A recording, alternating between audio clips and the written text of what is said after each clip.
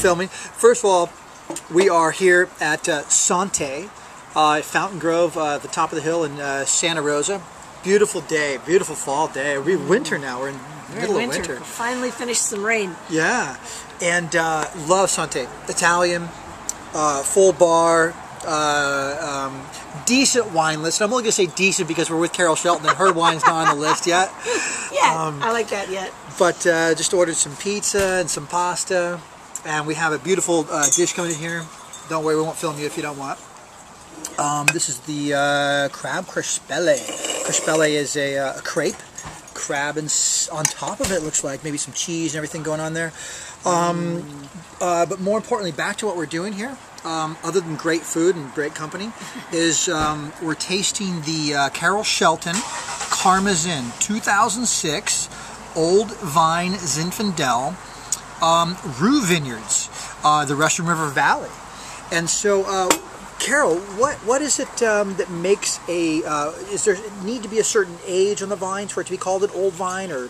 No, actually, that's one of the few terms the federal government hasn't defined. Oh, but they're asking for comments because they want to define it. They want to control everything. Okay. Every word on that label is very carefully controlled except for that one. Sure. But in this case, it's really merited because it's 110-plus-year-old vines. Wow. We know that they were planted before 1900 because they paid property tax on the vineyard as vineyard in 1900.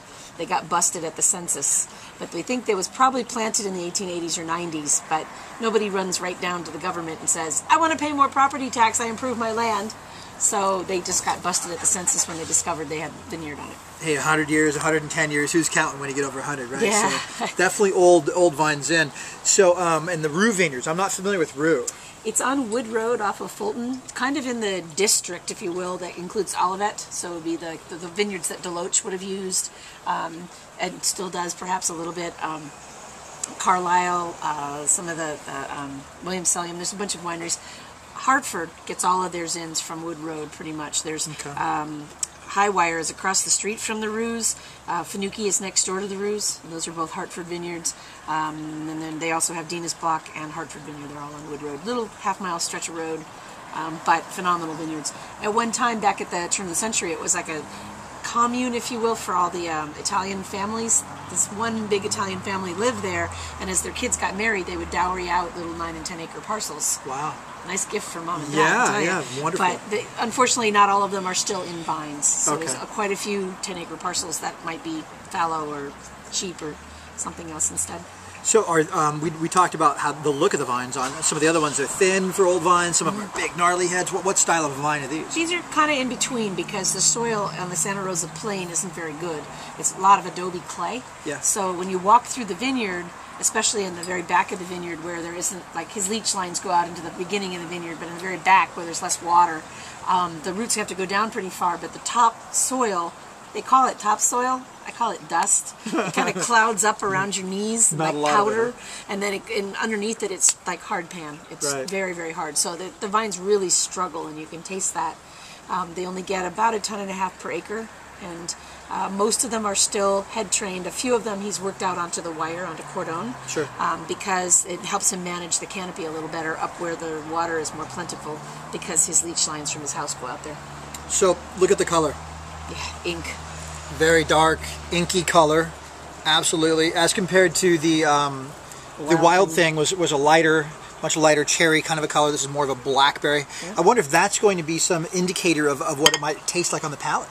I think so. Oh. And in addition, it's indicating that it's not 100% Zin in this case. Ah, what do we have in here then? Old vines are traditionally, many of them are old field blend mixes. So this is about 85% Zin, but about 5% each. Petite Syrah has a little color, Carignan, which gives a real bright red fruit character and a little perk of acid, and Alicante Boucher, which is one of the few grape varieties that has blue flesh and blue juice.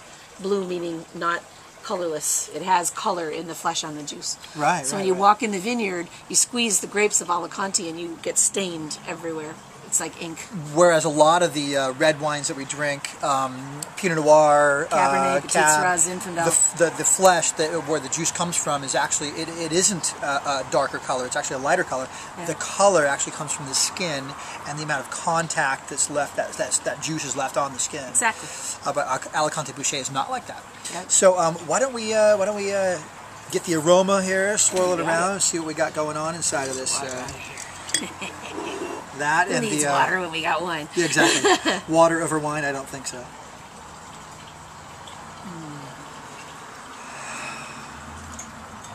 Yeah, I'm not going to go first because I don't have it. It's got a lot of layers. That's what I like best about this wine. There's so many things going on, but you get a real, it's a blackberry jam, kind of, and a little bit of, just a little hint of blueberry maybe in there. On the nose, okay. Yeah, like a fruit compote a bit, and a lot of pepper, but a little touch of earthiness, just grounds it, sort of.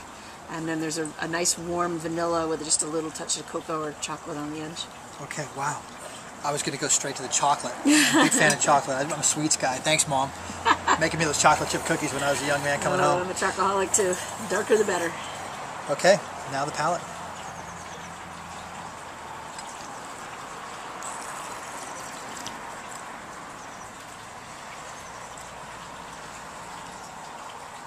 Definitely some dryness, but juicy.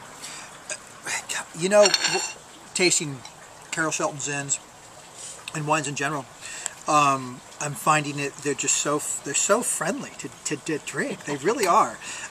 There's nothing going one way or the other. I mean, you know, I'm going to use the most basic of descriptors here. It's right down the middle. That's called smooth. That's balanced because it is juicy. But it's not juicy to the point where it's sugary and jammy. It's juice. It's the juice of the grape.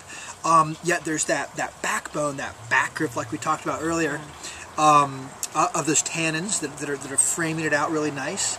I'm assuming, what kind of oak? It's about 40% new French. Sorry, 40% new American and about 20% new French. Okay. And just a sprinkling of new Hungarian. Balanced, all around. What would the pros say? How would you describe this? You did a pretty good job, actually. Okay. It is meant to be, you can feel all the layers, but you feel a holisticness about it. There's a whole. Yeah, that's what I try to do, is nothing sticks out. The alcohol doesn't stick out, the acid doesn't stick out, the tannin doesn't stick out. Yeah. Everything knits together and makes a really harmonious whole. Absolutely. That's one of the reasons we called it Karma, is kind of a, you see all the tie-dye colors at the top of the label. It's kind of I think this is a bit of the philosophy behind the Carol Shelton winemaking, right? Mastering the Zen of Zin. So wrapping it up here, again, we're tasting the Carol Shelton Karma Zin, 2006.